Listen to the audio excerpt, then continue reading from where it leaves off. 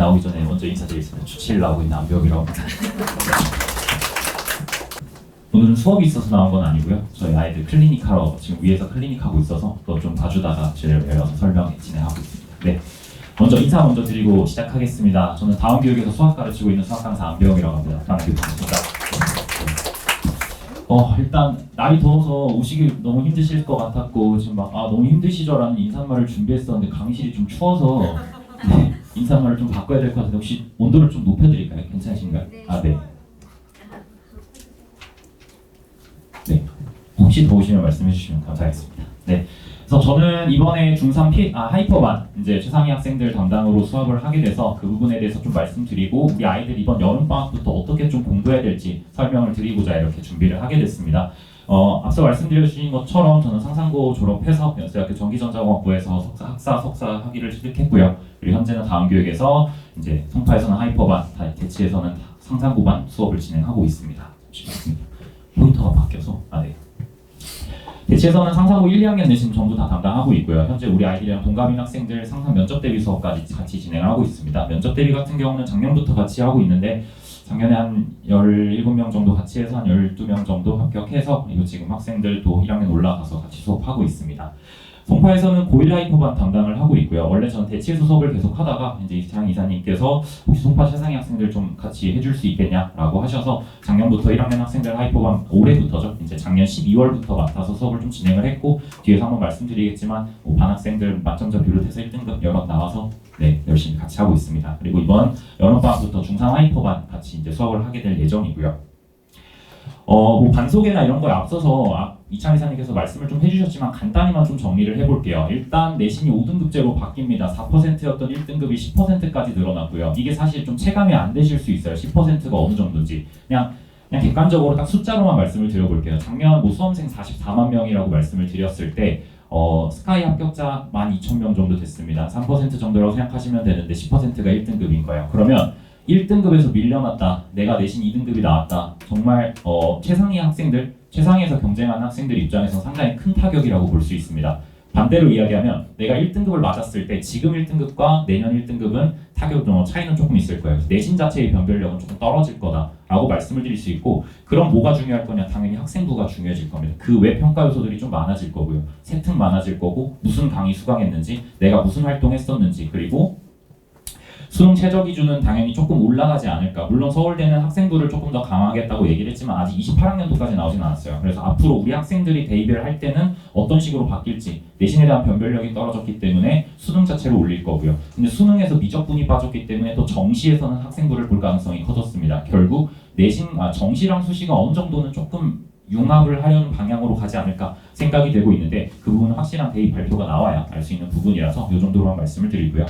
학교생활 부분에서는 내신에서 안정적 1등급 당연히 맞아야 됩니다. 근데 1등급뿐만 아니라 당연히 원점수까지 어느 정도 챙겨야 돼요. 지금은 표준편차가 같이 나오고 있는데요. 표준편차를 보고 평균을 보면 이 학교 어느 학교구나 대략적으로 유추를 하지만 그런 부분들에 대한 변별을 다 없애기 위해서 표준편차는 뺀다라고 이야기했습니다. 그렇지만 원점수는 들어가요. 하지만 앞서 말씀드렸던 것처럼 입시사정관 분들께서는 웬만하면 다 알고 계세요. 커리큘럼 보시고 정원 보시고 이 학교는 왜 이렇게 2등급 친구들이 우리 학교를 많이 썼지? 좀 잘하는 학교들인가? 이런 생각들 할 수 있게끔 그렇기 때문에 일단 원점수 확보는 당연히 들어가야 됩니다. 1등급만 맞는다고 해서 끝나는 게 아니고요. 우리 아이들은 당연히 100점을 위해서 공부를 좀 해야 될 거예요. 그리고 세특 수행이 바빠질 겁니다. 학생부에 대한 변별이 커지면 당연히 우리 아이들이 학기 중에 해야 될 활동들이 더 많아질 거예요. 저희 반 학생들 같은 경우는 아무래도 최상위 학생들이다 보니까 지금 고1 학생들 지금 생기부 채우고 수행평가 하느라고 제대로 자는 날이 사실 많이 없습니다. 중간고사 끝나고 기말고사 시즌에 진짜 수행이 폭풍처럼 몰아치고 아마 지금 고등 자녀분들이 있으신 학부모님들이랑 아실 건데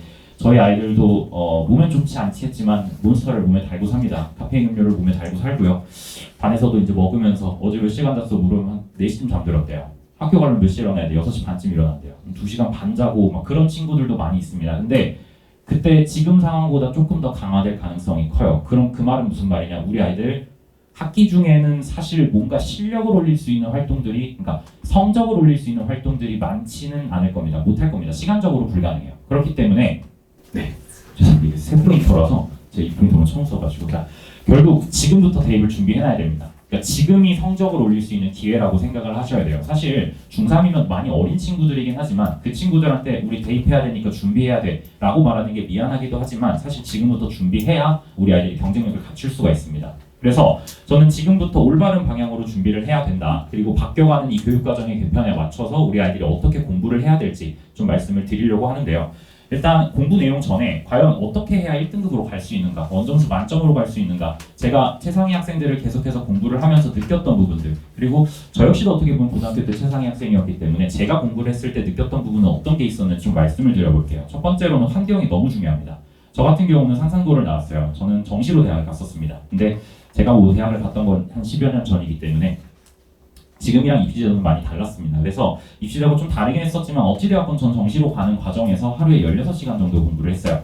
아침 6시에 학교를 갔고요. 그리고 자기 직전까지 밥 먹는 시간, 점심 저녁 30분, 씻는 시간 30분 정도 제외하고는 공부만 했었습니다. 근데 이게 사실 혼자 하면 불가능한 일정이긴 해요. 왜냐면 이게 멘탈적으로 너무 힘들거든요. 눈 뜨면 공부하다 잠들어서 눈 뜨면 공부를 해야 돼요. 그거를 한 1년 반 정도를 했는데요. 이게 이걸 혼자 했다면 할 수 있을까? 저는 개인적으로 그렇게 생각하지 않습니다. 근데 실제로 제가 썼던 플래너들이에요. 아마 또 제가 자료에 넣어놨었는데 제가 고2 2학기부터 고3까지 썼던 플래너 일부를 가지고 왔습니다. 아마 시간적으로 보시면 16시간, 17시간, 15시간 뭐 이렇게 돼 있을 거예요. 그래서 제가 이걸 할 수 있었던 이유들은 뭐냐? 주변 친구들이 다 같이 열심히 했습니다. 제가 고3 올라가서 항상 학교부를 제가 제일 먼저 켰어요. 그게 항상 나름의 프라이드였는데 어느 순간부터인가 한 30분 정도 지났더니 아이들이 오기 시작하는 거예요. 저희 반 친구들이. 그리고 한 달 정도 지났더니 절반 정도가 와 있더라고요. 그리고 조금 시간이 지나니까 다른 반 친구들도 오기 시작했습니다. 전 이게 환경의 중요성이라고 생각해요. 내가 공부를 하려고 마음을 먹었을 때 주변에 공부를 하는 사람들이 있어야 됩니다. 이게 나 혼자 공부하는데 공부하면 힘들거든요. 정말 힘든데 주변을 봤는데 막 핸드폰 게임하고 있고 자고 있고 이러면 난 왜 하고 있지? 이런 말들 있잖아요. 내가 공부를 제일 잘하는데 내가 제일 열심히 한다? 그러면 사실 사기가 떨어질 수밖에 없거든요. 네, 왜냐면 우리 아이들이 시험 하나 보고 대학교를 가는 게 아니라 내신 같은 경우는 한 학기에 2번씩 총 6학기를 봐야 될 텐데 한 번 열심히 했는데 주변을 봤더니 애들은 안 하고 있어. 내가 1등인데. 그러면 의지가 떨어져요. 난 조금만 해도 되나 본데? 근데 그렇게 되면은 수능에서의 경쟁력이 떨어질 수밖에 없습니다. 그러면 우리 아이들 주변에 누가 있어야 되냐? 잘하는 친구들이 있어야 돼요. 전 그래서 최상위연합반을 우리 최상위 학생들은 들어야 된다고 생각을 하고요. 학교별반 물론 훌륭한 학생들 많이 모였습니다. 하지만 그 중에서 최상위 친구들이 모여서 만들어진 반이 하이퍼반이기 때문에 저는 그런 공부 환경을 만들어주려고, 저희는 수학학원이긴 하지만 저는 공부 환경을 만들어주는데 좀 신경을 많이 씁니다. 수학은 당연히 잘해야 되는 거고요. 수학은 당연히 잘해야 되지만 수학을 기본으로 깔고 다른 과목들까지 잘할 수 있어야 돼요. 우리 아이들이 고등학교 올라가서 다른 과목까지 잘하기 위해선 지금 수학이 완성이 돼야 됩니다. 고등학교 들어가기 전에 어느 정도의 기본 실력은 완성이 돼 있어야 돼요. 그래야 학기가 시작됐을 때, 학교에 들어갔을 때 부가적인 다른 과목들에 대한 공부, 수행평가, 세트까지 다 완성을 시킬 수가 있습니다. 그래서 저는 아이들 같이 열심히 하면서 환경을 만드는 데 상당히 좀 노력을 많이 하는 편이고요. 아이들 집중하게끔 하는 거, 일요일이지만 클리닉 부르는 거, 네, 이런 부분들 좀 신경을 많이 쓰고 있습니다. 그럼 아이들이 그렇게 좋은 환경에서 열심히 하려고 노력을 하면 제가 해야 되는 역할은 뭘까요? 당연히 좋은 수업을 하는 건 기본이고요. 뭐 대치건, 송파건, 목동이건 선생님들께서 다 열심히 하시고 다 잘 가르쳐 주십니다. 그러면 뭔가 차별성이 있어야 되잖아요. 자료랑 아이들이 문제를 바라볼 수 있는 시선을 좀 만들어줘야 돼요. 자료라고 하는 건 사실 이거는 그냥 이 송파건 기출 문제들 몇 개 좀 준비를 해봤는데요. 뭐 배제 문제들, 원본 올림포스 고난도입니다. 올림포스 뭐 기출도 많이 들어가 있고요. 모의고사 기출도 들어가 있고요. 아까 이창희 사님께서 말씀해 주셨던 것처럼 최근 내신의 트렌드는 결국 모의고사입니다. 이 아이들이 어릴 때부터 모의고사 유형의 문제들을 계속해서 접해볼 수 있어야 고3에 올라갔을 때 수능 문제, 평가원 문제를 푸는데 부담이 없거든요. 그래서 이렇게 계속해서 변형이 되고 있습니다. 근데 배제고만 나왔냐? 아니요. 상산도 나왔었고요. 이 금방 동북도 나왔습니다. 다른 문제 한번 보시면 창덕여고에서 나왔던 문제가 교육청 문제를 거의 그대로 빼다 박은 문제예요. 박스만 빼놓고. 근데 이 문제가 그럼 창덕에만 나왔냐? 아니요. 아까 말씀하셨던 목동 강서도 안 썼고요. 그리고 휘문도 나옵니다. 그래서 문제가 사실 전국적으로 어느 정도 트렌드는 모의고사라는 게 확정적으로 정해져 있기 때문에 문제들은 여러 학교들이 다 비슷해요. 또 보시면 배제 문제, 교육청 문제, 대구에 있는 경신고 문제, 이번에 수능에서 수석 나왔던 학교죠. 문제, 보성 문제, 다 비슷한 문제들이 계속 출제가 되고 있습니다. 이건 21년 기출인데 올해 보성에서는 이 문제를 또 변형해서 한번 더 출제를 했어요. 네. 연파 문제인데요. 2009년 교육청 문제까지 가져다 쓰십니다. 이 문제 어디서 예전에 좀 봤던 것 같은데 해서 2000년대까지 내려갔을 때 모의고사 원본이 있는 경우들도 있기 때문에 우리 아이들이 공부를 하기 위해서는 제가 좋은 모의고사 문제들 선별을 해야 될 거고요. 그리고 그 모의고사가 좋게 변형된 학교들 문제들, 그리고 좀 제가 자체적으로 변형한 문제들 아이들에게 무수히 제공을 해줘야겠죠. 아까 그래서 이사님께서도 문제 변형하시느라 밤샜다고 말씀하시는데 저 역시도 요새 시험 기간이에요. 다음 주부터 우리 아이들이 시험이 시작돼서 저 역시도 하루에 한 3시간 정도 이렇게 계속 자고 있는데 오늘은 조금 어머님들 아버님들 만나기 위해서 조금 더 잤더니 기분이 상당히 좋은 상태입니다. 네, 그래서 문제가 어쨌든 전국적으로 모의고사 변형이 트렌드다. 그럼 모의고사 문제들을 많이 풀어봐야 된다라는 건데요. 제가 시선이라고도 좀 적어놨어요. 개인적으로 최상위권으로 하기 위해서는 이게 가장 중요하다고 생각을 해요. 문제 보시면요. 배제고 문제, 세전고 문제, 보인고 문제, 올림포스 문제 이렇게 잠깐 넣어놨는데요. 뭐 문제의 내용이 중요한 게 아니고요. 표현을 좀 볼게요. 두 번째 줄에 t부터 t 플러스 4까지 함수 fx의 최대값과 최소값의 차이를 gt로 하겠다라는 표현이 들어가 있습니다. 설명할 건 아니고요. 네, p부터 p 플러스 2에서 함수 fx 최소값을 gp라고 하겠대요. t부터 t 플러스 1까지 함수 fx의 최소값을 gt라고 하겠다고요. 올림포스 마찬가지로 t부터 t 플러스 2까지 fx의 최대값과 최소값의 차를 gt라고 하겠다고 했습니다. 결국 어떤 범위를 주어져 놓고요. 거기서 새로운 함수를 만들겠다라는 문제가 정말 많이 출제가 되고 있죠. 지금 문제들은 다 1학년 내신 문제들입니다. 근데 2학년 문제들도 제가 좀 가지고 왔어요. 현대고 문제인데요. t부터 t 플러스 2까지 함수 fx의 최대값을 gt라고 하겠답니다. 근데 2학년 문제로 넘어갔으니까 이제 미분 개념이 조금 들어가요. t는 알파에서만 미분 가능하지 않다. 옆에 있는 한가람고 문제인데요. 4x 세제곱 빼기 4x에서 닫힌 구간 t부터 t 플러스 1에서의 최소를 gt, 최대를 ht, gt의 극대극소를 구해라. 네, 수투 개념이 조금 들어갔죠. 극대극소라는 개념이.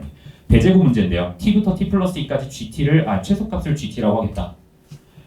수능 완성 문제입니다. 똑같은 표현이 들어가 있어요. 그럼 우리가 이 문제를 봤을 때 무슨 생각을 하셔야 되냐면요. 1학년 때 나왔던 개념들, 1학년 때 문제에 녹여냈던 개념들이 1학년에서 끝나는 게 아니고요. 결국 2학년까지 올라가고 있습니다.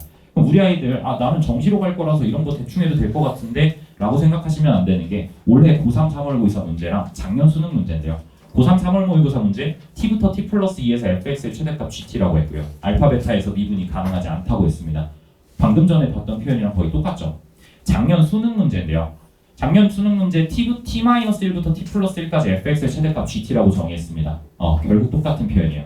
내신 1학년 때 나오는 내신 문제 표현들이 수능까지 나오고 있습니다. 심지어 22번, 21번 문제인데요. 물론 이제 어떻게 바뀔지 조금 바뀌는 변화들이 있긴 하겠지만 현 수능 상황에서 수원수투 공통범위에서 가장 고난도 문제라고 불리는 두 문제는 21번, 22번 문제들입니다. 21번, 22번에서 물어보고 있는 메인 내용들이 사실상 1학년 때부터 다루고 있던 내용들이었다고요. 아마 그런 표현들 많이 들으셨을 거예요. 요새 수능이 바뀌고 있다. 1학년 수학이 계속해서 들어가고 있다. 계산량을 요하는 문제들이 나오고 있다. 그런 부분들이 바로 이런 부분들입니다. 그러면 이게 상위권으로 가는 학생들이랑 그렇지 못한 학생들이 갖는 가장 큰 차이가 일반적인 학생들은 한 시험이 끝나면 그 시험에 대한 걸 다 놔버려요. 끝났다. 이제 놀아야지. 그러고 한 시험 좀 얼마 안 남았으니까 오케이 새롭게 공부 시작해보자. 약간 이런 마인드를 갖는데요. 지금 보시면 아시겠지만 연결됩니다. 수학은 위계가 있는 과목이에요. 고1에 배웠던 과목, 고2 때 다 들어가는 과목, 고3 때 하는 내용들이 연결이 됩니다. 그럼 우리는 아이들한테 이걸 연결시켜줄 수 있어야 돼요. 선생님이 그걸 연결시켜줘야 됩니다. 아이들이 봤을 때 이게 같은 문제라는 걸 몰라요.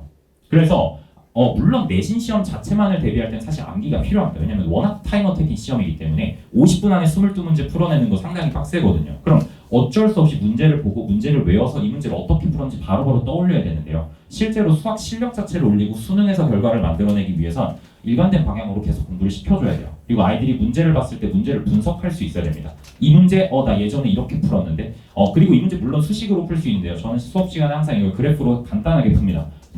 풀이나 이런 부분들 최대한 길지 않게끔. 그래서 아이들이 그 부분을 스스로 최적화해서 수능까지 가져갈 수 있게끔. 그래서 사실 1학년 학생들 대수시만 이제 현재 수원이죠. 수원 특강하면서 이 문제를 보여줬을 때 아이들이 바로 풀어냅니다. 왜? 같이 배웠던 내용이거든요. 푸는 방법이 똑같이 적용되거든요. 그래서 제가 가지고 가는 방향은 수학 자체를 잘하게끔 만들어주는 겁니다. 내신은 당연히 잘 봐야 되고요. 수능 당연히 잘 봐야 됩니다. 근데 가장 기본은 수학을 잘해야 돼요.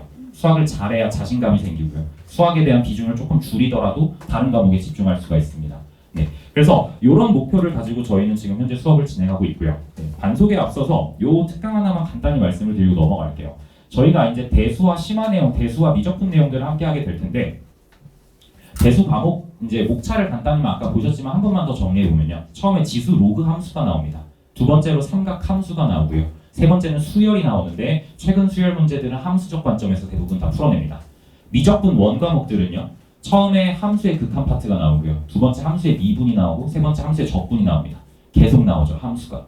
함수라는 이 공통수학 2에 나오는 이 내용을 기본적으로 잡고 있지 않으면 사실 대수랑 미적분으로 넘어가기가 쉽지가 않아요. 그렇기 때문에 우리 아이들 이제 함수 부분들, 공통수학 2에 나오는 좀 어려운 부분들, 유리함수, 무리함수 당연히 들어가고 합성함수와 역함수까지 조금 부족한 부분들 이번에 기말고사 끝나고 리빌딩 특강이라 해서 이미 공통수학 2를 공부를 했었을 거고 함수에 대해서 기본적으로 잡혀 있겠지만 그 부분 한 번 더 잡고 넘어갈 겁니다. 그래서 방학이 시작되기 전에 한 번 잡고 저희는 대수로 넘어갈 거다. 수업 자체는 7월 10일, 7월 12일 6시부터 9시까지 딱 두 번만 진행하고요.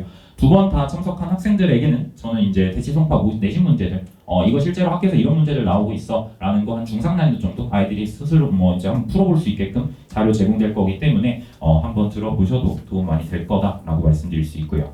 그럼 이제 본격적으로 저희 반 얘기를 조금 해볼게요. 저희 반 이름 하이퍼반이고요. 대수 미적분 한 번 이상 수강한 학생들 대상으로 수업을 진행을 하고 있습니다. 근데 들었다고 해서 무조건 들어올 수 있는 건 아니고요. 아무래도 최상위 반이고 수업 자체가 조금 어려운 편이다 보니까 진단 테스트가 당연히 존재합니다. 아까 대치에서 보는 거랑 동일한 시험으로 진행을 하게 되고요.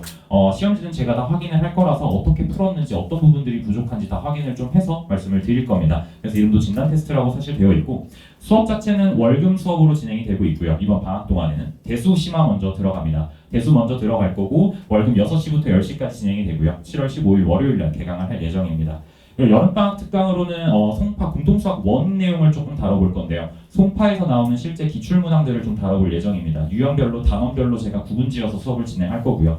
여기서는 아이들이 어쨌든 송파권학교로 진학한다라고 했을 때 이런 문제들이 나오고 있구나. 그리고 내가 이런 공부를 해야지 내신에서 공부 점수를 받을 수 있겠구나. 아이들이 사실 목적지를 알아야지 공부를 하는데 조금 더 이유가 생기거든요. 열정이 생기거든요. 내가 이런 문제를 풀어내야 되는구나. 이 정도 난이도까지 풀어낼 수 있어야 되는구나. 라는 어느 정도의 그 목표점을 딱 잡아놓기 위해서 기출문제를 먼저 좀 한번 살펴본다. 라고 생각해 주시면 될 것 같습니다. 그래서 수업은 월금 9시부터 1시까지 진행이 되는데요. 아마 느낌이 오실 거예요. 월금에 다 수업을 몰아놨습니다. 우리 아이들 뭐 다른 학원 일정들도 있을 거고요. 그래서 월금에 오전에 수업하고요. 점심 식사 맛있게 하고 2시부터 5시까지 클리닉이 있습니다.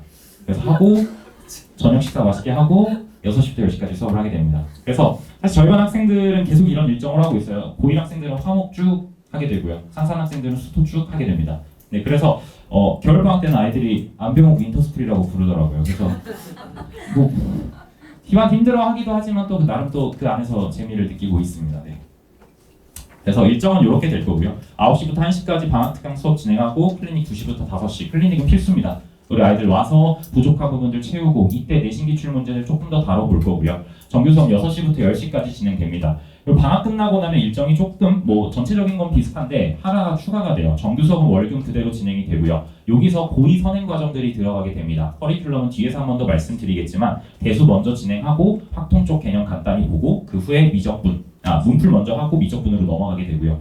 일요일 수업 하나가 추가가 되는데 여기에서 공통수학 1, 2를 다루게 됩니다. 공통수학 1, 2를 다루는데 커리큘럼 보시면 사실 지금 자료에는 아마 흑백으로 가서 이게 색깔 구분이 조금 이건 잘 보이시는지 여기도 잘 안 보이네요. 네, 일요일 수업 때는 1학년 내신 범위, 1학년 수업 범위가 들어간다라고 생각을 하시면 돼요. 저희가 어쨌든 겨울방학 들어가고 학기가 들어갔을 때 아까 말씀드렸던 것처럼 아이들이 성적을 올리기가 쉽지가 않습니다. 학기에 들어갔을 때. 그러면 학기가 시작되기 전에 내신 범위에 대한 건 완벽하게 마스터가 돼 있어야 돼요. 그렇기 때문에 그렇다고 해서 주 2회로 1학년 수학 범위를 깔고 가냐? 그렇게까지 갈 필요는 없습니다. 그렇기 때문에 어떻게 하냐면 일요일마다 제가 공통수학 범위를 좀 수업을 따로 할 거예요. 따로 빼서 수업을 할 거고요. 우리 아이가 공통수학이 필요가 없다고 생각되시면 분리수강이 가능합니다. 하지만 개인적인 생각으로는 공통수학 2가 아까 양이 방대하다라고 말씀을 드렸죠. 사실 그 부분이 저도 가장 고민이 많았습니다. 공수 2는 양이 너무 많아졌어요. 도형의 방정식이랑 함수가 같이 들어가 있기 때문에 이게 단기적으로 완성시킬 수가 없습니다.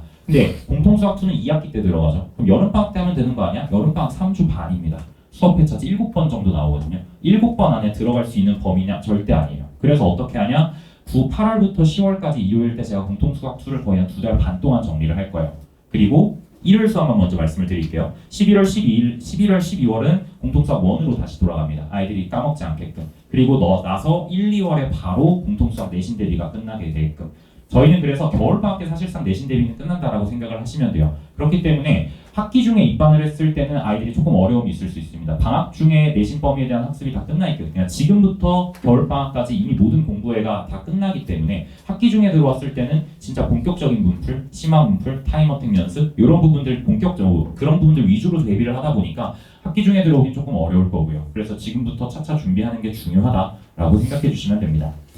그럼 선행 과정은 어떻게 되냐? 방학 동안에는 대수심화 진행이 됩니다. 그리고 방학 끝나고 한 달 정도 확통 수업을 하게 되는데요. 우리 아이들 확통 수업 사실 아까 말씀해 주셨던 것처럼 통계까지 지금 할 필요는 없다는 생각이에요. 그래서 저는 확률만 수업을 합니다. 한 달 정도. 그러면 확률 수업을 했을 때의 장점은 뭐냐? 공통수학 원범위에서 순혈조합을 쉽게 따라갈 수가 있어요. 그래서 확률 범위에 대한 것들을 공부를 할 거고요. 아까 말씀해 주셨던 것처럼 이게 중간고사 기간이 사실 모든 선생님들의 가장 큰 고민이에요. 그래서 어때 진도 나가지 않습니다. 앞서 했었던 대수 범위랑 확통 범위에 대한 문제풀이 수업을 진행을 할 거예요. 한 달 반 정도. 한 달 반 정도는 대수랑 학통에 대한 문제풀이들, 그러니까 방학 때 공부했었던 거, 방학 끝나고 잠깐 공부했었던 내용들에서 문제풀이 진행을 할 거고요. 필요한 학생들 당연히 영상으로 다 제공이 되고 자료도 다 제공이 되기 때문에 그렇게 되고 아이들 시험 기간 끝난 이후부터 미적분 수업이 본격적으로 진행이 됩니다. 현기준 수투 수업이 진행이 될 거고요. 수투 수업 같은 경우는 상당히 중요하다는 거 아마 알고 계실 거예요. 그래서 11월, 12월 온전히 조금 개념부터 차근차근 빡세게 잡을 거고, 그리고 지금 현재 겨울방학 특강은 따로 작성해 놓지 않았지만 겨울방학 특강에서도 미적분을 좀 이어서 나갈 예정입니다. 네, 그래서 심한 내용들까지 다룰 거다라고 생각해 주시면 되고, 지금 보시면 아시겠지만 월금일 수업으로 계속 진행이 돼요. 2월까지는 월금일 수업으로 계속 진행이 될 거고요. 그리고 나서 학기가 시작되면 월금으로 바뀌게 됩니다. 3월 달에는. 그리고 4월 달이 되면 저희는 월요일 하루만 수업을 해요. 이미 내신은 완성이 되어 있고요. 우리 아이들은 최상위권 학생들이기 때문에 수학만 잘 보는 게 의미가 없습니다. 그러면 4월 들어갔을 때 암기 과목, 다른 과목들에 대해 시간 투자를 해야 돼요. 그렇기 때문에 4월 들어갔을 때 시험 기간이 본격적으로 시작됐을 때는 한 번만 수업을 합니다. 선생님 근데 한 번만 하면 너무 그거 하지 않나요? 그래서 금요일 날은 클리닉을 잡아놔요. 그래서 월요일 날은 제가 수업을 하고요. 금요일은 클리닉을 부르기 때문에 아이들 필요한 학생들 와서 질문할 수 있게끔, 그리고 공부 우리 아이는 집에 있어서 공부를 안 할 것 같은데 하면 보내주시면 제가 공부는 마음껏 시켜드립니다. 그래서 3일 시스템 이렇게 부르고 있어서 이렇게 진행이 된다라는 거 확인해 주시면 될 것 같습니다.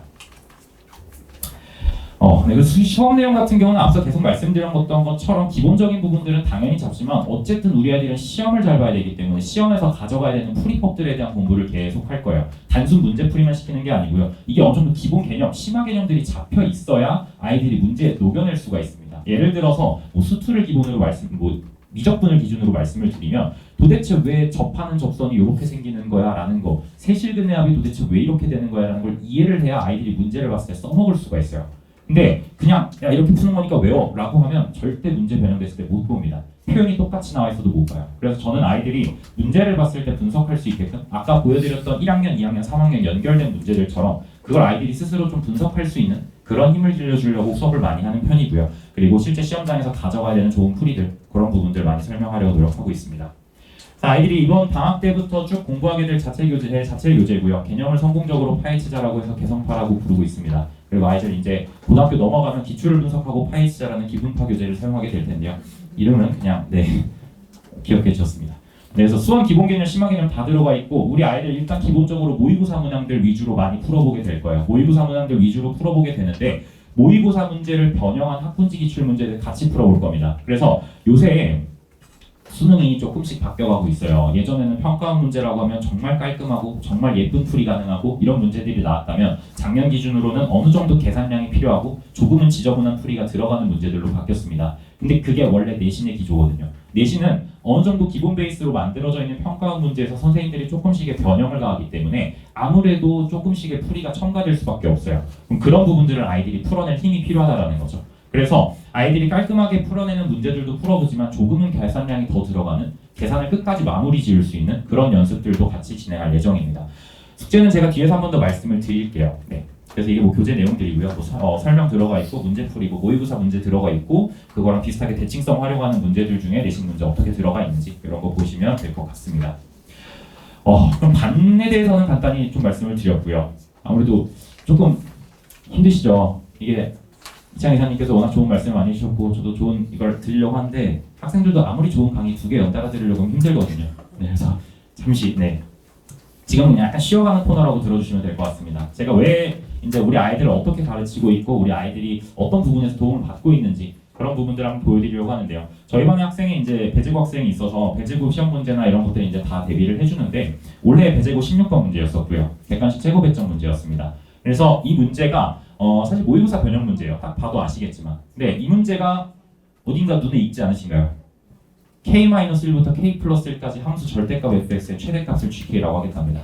올해도 나왔어요. 그럼 이 문제 중요하다는 거 이미 알고 있었죠. 사실 이제 올해 겨울방학 설명회를 혹시 보신다면 아시겠지만 제가 이 내용을 한번 말씀을 드렸었거든요. 그래서 이 부분 우리 아이들한테 강조를 했었습니다. 그래서 이 문제가 변형됐던 여러 학교 문제들을 가지고 와서 우리가 함께 풀어봤어요. 그래서 뭐 하이퍼 평소 숙제라고 되어 있는데 이게 실제로 저희 반 숙제 난이도입니다. 조금 어려운 문제들이 들어가 있고요. 물론 고1 학생들이 풀었기 때문에 조금 더 어려운 문제들 들어가 있었는데 그렇기 때문에 큰 어려움 없이 수월하게 풀어냈었고요. 이건 이제 뭐 영파여고 최고 배점 문제였었는데 객관식 마지막 문제. 이 문제 역시 모의고사 변형 문제였습니다. 그리고 모의고사 문제지만 영파여고 프린트에 들어가 있었어요. 영파여고에서 이 프린트 낼 거니까 한번 봐라 하라고 주신 문제였었는데 그러면 원본이 그대로 나올 리는 없기 때문에 변형을 해야겠죠. 그럼 원래 문제는 x-a제곱이었습니다. 거기서 최대 최소를 물어보는 문제가 나왔어서 오케이 그러면 부호 한번 바꿔봐야지 뒤집어 봐야지 라고 해서 실제로 직전 보강 문제 시험 전날에 풀어봤던 문제였습니다. 마이너스 x-a제곱 플러스 2라고 변형된 문제를 풀어봤었고요. 실제로 시험장에서 마이너스 x-a제곱으로 나왔기 때문에 저희와 같이 했던 학생들 신나게 풀고 나왔습니다. 네, 최고 배점 문제였었는데 큰 어려움 없이 풀어서 1등급 맞는 학생들도 있었고요. 그래서 제가 지금 저희 하이퍼반 같은 경우는 한 8학교 정도 학생들이 같이 공부를 하고 있습니다. 그 학교 학생들 제가 다 개별적으로 테스트지 만들어서 주고요. 다 개별적으로 숙제 만들어서 물론 그 전체적인 공통 진도를 나갈 때는 공통 숙제가 나가게 되고요. 시험 범위, 시험 기간에 들어가게 되면 시험을 예를 들어 올해 6월 말에 보기 시작한다라고 하면 6월 초부터는 제가 숙제, 테스트 모두 학교별 기조에 맞춰서 따로 만들어서 줘요. 그렇기 때문에 저는 잠을 잘 수 없습니다. 네, 그래서 열심히 하고 있고 여기 이제 실제로 지난주에 봤었던 시험지 모음 만들어놨던 내용들이고요. 이렇게 아이들이 좀 학교 기조에 맞춰서 공부를 하다 보니까 성적도 잘 나오고 있습니다. 그래서 이번 시험에서도 뭐 보성, 광산, 가랑, 영파 등등 다양한 학교에서 만점자 비롯해서 1등급 나오고 있고요. 1, 2등급 나오고 있어서 아이들이 또 가서 이제 잘하다 보니까 또 학교에서도 그렇게 좀 잘 봐주고 있는 것 같습니다. 그리고 자체 DB라고 해서 요새는 사실 인공지능이나 이런 부분들이 많이 발달이 되면서 제가 DB를 잘 구축해 놨을 때 그거에 대한 변형 문제 찾아주고 이런 시스템들이 또 잘 돼 있습니다. 근데 물론 이건 어느 정도 그 초기 자본이나 이런 부분들이 좀 들어가는 부분들이기 때문에 차차 구축을 해놔서 현재 제가 전국 한 1000여 개 이상의 내신 문제 그리고 한 2015년도 이후부터 수능 EBS나 이런 자료들은 다 제가 가지고 있기 때문에 사실 아이들이 문제를 풀었을 때 선생님 이 문제 출처를 모르겠어요 하면 웬만하면 다 찾아줄 수 있습니다. 그리고 이 학교에서는 이 출처의 문제가 많이 나오네? 그럼 당연히 다음 시험 공부할 때는 그 출처 문제들을 풀어볼 수 있게끔 그렇게 개별적으로 준비해준다라고 생각해 주시면 될 것 같아요. 이건 이제 고등학교 들어갔을 때 이런 부분들이 진행된다라고 생각해 주시면 될 것 같아요. 학교가 정해지면. 네, 클리닉은 2시부터 5시까지 아까 말씀드렸던 것처럼 오전에 특강, 클리닉, 저녁 수업 이렇게 진행이 되고요. 조금 힘들긴 하겠지만 지금 조금 많이 해놔야 우리 아이들이 조금 추후에 편할 수 있기 때문에 그렇다고 너무 막 공부해 막 이런 분위기는 아니고요. 또 이렇게 좀 화기애애한 분위기에서 클리닉 하고 있기 때문에 아이들 좀 열심히 하고 있고 학기 클리닉 같은 경우는 당연히 수업 전후로 클리닉이 진행이 됩니다. 수업 전후로 클리닉이 진행이 되고 주말 같은 경우는 제가 또 따로 불러서 진행을 하는데 이번 주부터 7월 중순부터 이제 토요일, 일요일 원래 제가 지금 2시부터 5시까지 아이들을 불러서 클리닉을 하고 있는데 그때 이제 수업이 조금 생겨서 일정은 조금 조율이 될 예정입니다. 그래서 주말 클리닉 같은 경우는 추후에 다시 한번 공지를 드리고요. 테스트 같은 경우는 최대한 기출문항 그리고 많이 나오는 문제, 변형 문제 우리 아이들 같은 경우는 모의고사 변형 문제들 위주로 많이 풀어볼 예정입니다. 그래서 계속해서 문제 풀어보고 연습하고 좋은 풀이 저희가 수업 시간에 다뤘던 풀이가 아니라면 한 번 정도는 다시 풀어볼 수 있게끔 전체 문항에 대한 유사 문항을 제공하고 있습니다. 뭐 이런 식으로 실제 시험본 문제를 홀수 문제에 넣어놓고요. 짝수 문제에다가는 원본 문제를 변형 문제를 넣어놓습니다.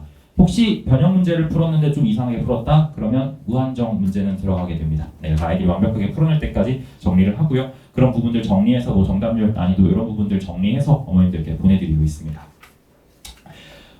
사실 이 부분이 제가 이제 가장 좀 어머님들한테 좀 강조해서 말씀드리는 부분이기는 해요. 이제 거의 끝났으니까 조금만 힘내주시면. 네, 숙제 부분인데요. 우리 아이들이 숙제를 언제 제일 열심히 할까요? 네, 학원 가기 전날 밤부터 학원 오기 직전까지 제일 열심히 합니다. 근데 이게 놀랍게도요. 월, 금, 수업이면요. 화, 수, 목이 중간에 3일이 있어요. 그래도 목요일 밤에 열심히 하고요. 그럼 금요일 날 하고 월요일까지 토일 이틀 있는데 이때도 일요일 밤에 열심히 합니다. 그래도 이건 괜찮아요. 어느 정도 밸런스가 맞으니까. 화목 수업을 하면요. 수요일날 신나서 하루 치숙 열심히 합니다. 근데 목요일에서 화요일 넘어갈 때 4일이에요. 월요일 밤에 열심히 합니다. 그러면 이 숙제에 대한 사실 수행도가 거의 없다라고 보시면 돼요. 그러면 아이들이 공부를 하는데 수업 시간에 들으면 어느 정도 들어와요. 그리고 제가 클리닉 때 확인을 하기 때문에 이 친구 좀 열심히 했네라고 하지만 4일 정도 지나면요. 다시 처음 상태로 이렇게 순수하게 돌아와 있습니다. 그러면 우리 아이들이 그 기간 동안 문제를 풀어야 되거든요. 근데 하루치에 몰아서 풀면 뻔하잖아요. 숙제 안 해가면 남아야 되네.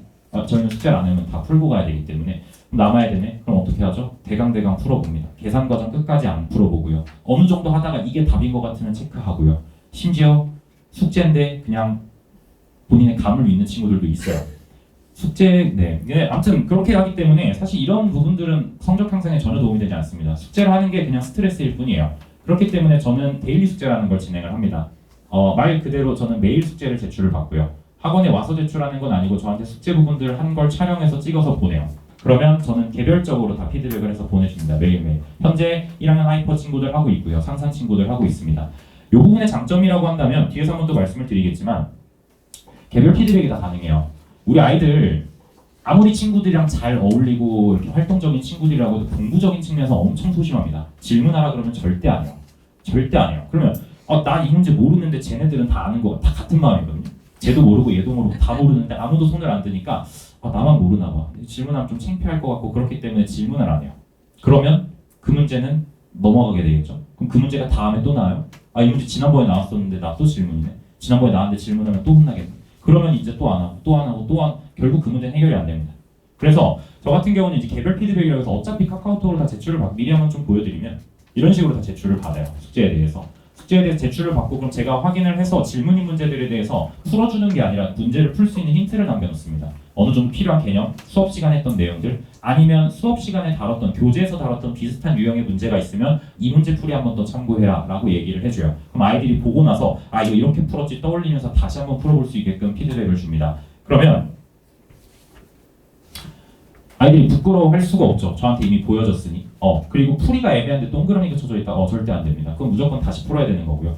그러면 우리 아이들한테 이 문제 다시 풀어봐야 되고 이 문제 다시 풀어봐야 되고 얘기를 하면 언제 그 오답을 하느냐. 다음날 숙제할 때 오답을 같이 제출을 해요. 다음날 숙제하면 오답을 제출을 받습니다.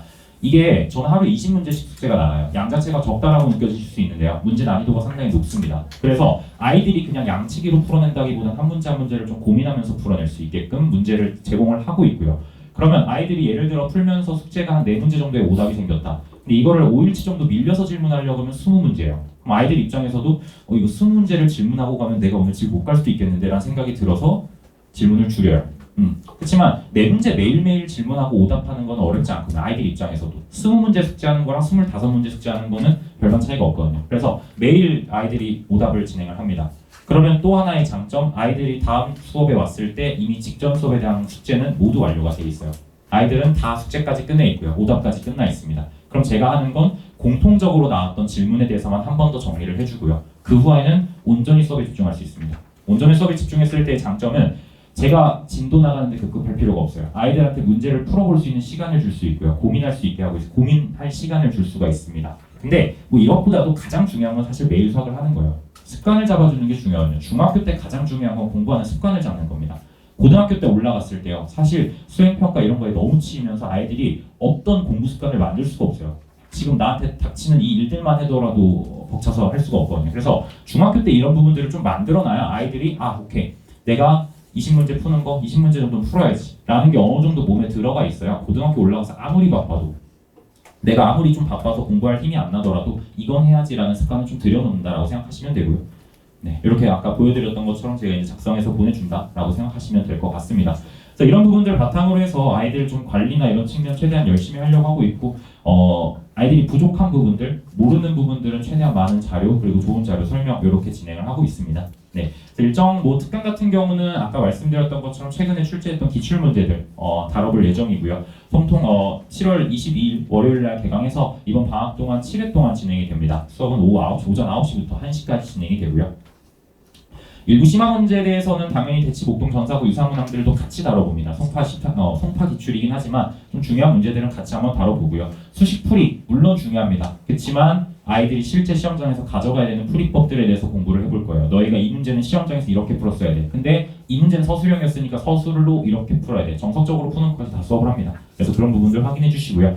매주 금요일마다 누적 테스트는 진행이 되고 15문제 30분으로 진행을 합니다. 그래서 전체 문항 아까 보셨던 것처럼 유사 문항 제공되기 때문에 질문인 부분들 아이들 해결할 수 있게끔 하고 수업 후에는 학부모님들께 내용 전송해드리고 있습니다. 네, 그래서 마지막으로 일정 한 번만 정리해드리면요. 함수 특강 같은 경우는 7월 10일, 12일 이렇게 두 번 6시부터 9시까지 진행을 합니다. 이때는 대수, 미적분 원 넘어가기 전에 우리 아이들한테 필요한 함수 전체적인 내용들 정리한다라고 생각하시면 되고요. 물론 수업 시간에 다루는 내용들은 공통수학 2 기반으로 진행이 됩니다. 대수나 미적 내용을 가져오진 않고요. 대수, 미적으로 넘어가기 위해서 반드시 필요한 기초를 닦는다라고 생각하시면 돼요.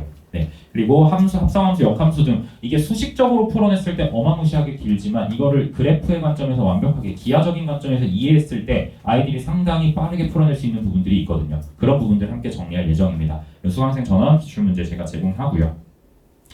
방학 일정은 다음과 같습니다. 하이퍼 정규 6시부터 10시까지 진행되고요. 7월 15일에 먼저 개강합니다. 어차피 저녁이기 때문에 일정에 방해받을 게 없어서. 그리고 특강 같은 경우는 22일 날 개강을 하게 되고 클리닉 같은 경우는 2시부터 5시까지 진행된다는 점. 그래서 보시면 아시겠지만 월금은 저와 계속 함께하는 일정으로 아마 진행될 겁니다. 네. 그리고 학기 중에는 월금에 이제 고2 선행 과정들, 뭐 대수, 심화, 미적분, 확통 내용들 진행될 거고요. 일요일 날 1학년 과정들 쭉 함께 진행이 될 예정입니다. 공통수학 2에 조금 비중을 많이 둬서 초반부에 다룰 예정이고요. 그 후에 1학 공통수학 1 내용 한번 정리하고 겨울방학 들어가면 공통수학 1이 메인이긴 하지만 공통수학 2 한 번 정도 같이 병행한다. 그래서 2학기에 대한 부담을 좀 많이 줄여줄 예정입니다. 그래서 이렇게 확인해 주시면 될 것 같고요. 학기 클리닉은 수업 전후로 그리고 주말마다 클리닉 한 번 잡아서 진행할 예정입니다. 그래서 지금 많은 부분들이 바뀌죠. 우리 아이들이 사실 지금 제일 혼동일 거예요. 지금 혼동인 두 부류를 꼽으라면 지금 고1 학생들 난 뒤가 없어. 한 번에 가야 해. 하는 친구들과요. 난 앞이 없어. 앞에가 뭐 어떻게 되는지 모르겠어 하는 우리 아이들이 있습니다. 그래서 두 부류가 지금 제일 힘든데요. 두 학생들 모두 제가 믿고 더 잘 끌어가고 있습니다. 그래서 이렇게 좀 아이들도 힘드실 거고 어머님들도 힘드실 거예요. 막 요새 막 설명회 다니시고 하면 막 이 정보도 주시고 저 정보도 주시고 막 하셔서 아마 여러 가지 때문에 힘드실 텐데 제가 믿고 맡겨주신다면 결과로 보답드릴 수 있도록 하겠습니다. 네, 지금까지 다원교육에서 수학 가르치고 있는 수학 강사 안배혁이었습니다. 감사합니다.